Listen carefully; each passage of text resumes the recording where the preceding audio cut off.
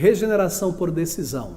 O que é isso? É aquele aceitar Jesus. Repita comigo esta oração. Certo? Isso é regeneração por decisão. Segundo, sala de aconselhamento. A pessoa quer aceitar o Senhor, fique depois do culto. Vamos conversar ali naquela sala. E ali um trabalho psicológico, uma pressão. Repita comigo, levante a sua mão. Terceiro, regeneração por apelo. Levante a mão, eu apelo a você, estou apelando que você venha a Cristo aqui na frente, levante a mão. Regeneração por assimilação e participação é o mais comum em nossos dias. Envolvimento, né? Na igreja você começa a envolver, começa a aprender a linguagem de Sião, isso aqui, vaza, abençoa, participa de alguma coisa na igreja, já é visto como um crente. Pronto, se assimilou, agora é só batizar, etc. A maioria desses métodos foi desenvolvido no século XIX. Deixa eu mencionar um nome apenas, Charles Finney. Pregador presbiteriano, norte-americano, primeira metade do século XIX. Foi ele quem inventou essa técnica de levantar a mão e vir à frente.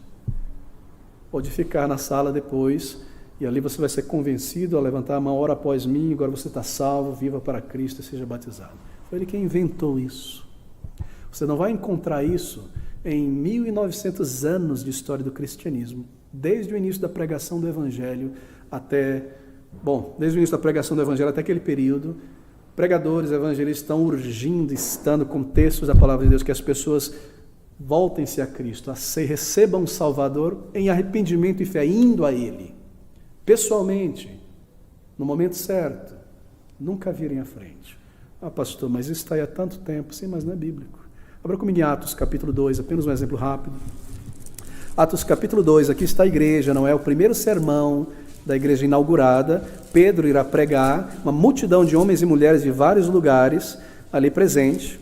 E no capítulo 2, versículo 36, Pedro termina a pregação do Evangelho. Saiba, pois, com certeza toda a casa de Israel, que a esse Jesus a quem vós crucificastes, Deus o fez Senhor e Cristo. Agora observe, Pedro termina a pregação, não é verdade? E nós lemos no versículo 37 que, ouvindo eles isto, compungiram-se em seu coração. Isso é uma obra do Espírito, ao ouvir a palavra de Deus. E perguntaram a Pedro e aos demais apóstolos: que faremos, homens e irmãos? Pare por aí no momentinho. Pedro termina, o Espírito de Deus visita aquelas almas, elas são compungidas pela vergonha e pelo pecado, eles perguntam: o que faremos? Nós matamos o Senhor da vida, o Senhor da glória, Jesus, estamos condenados. O que faremos? Isso é uma pergunta de alguém que deseja conhecer a Deus. E qual é a resposta de Pedro?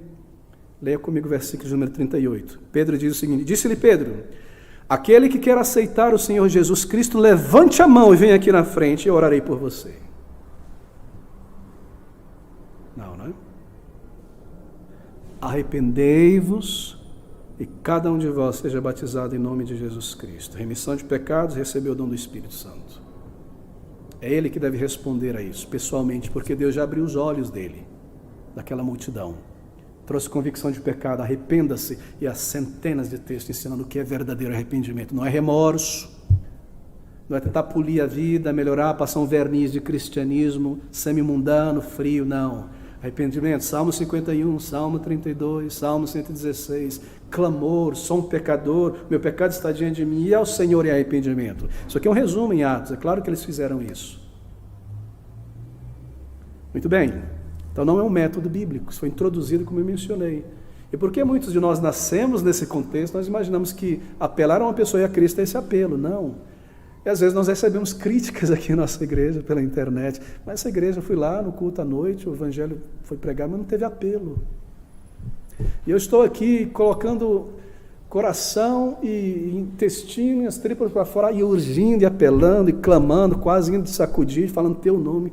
E isso não é apelo? Mas quando nós entendemos o ensino bíblico que é Deus quem opera o estado da nossa alma, aí nós compreendemos que é uma obra de Deus. Claro, há um momento em que você vai a Deus, sim, mas você vai porque Ele te abriu os olhos.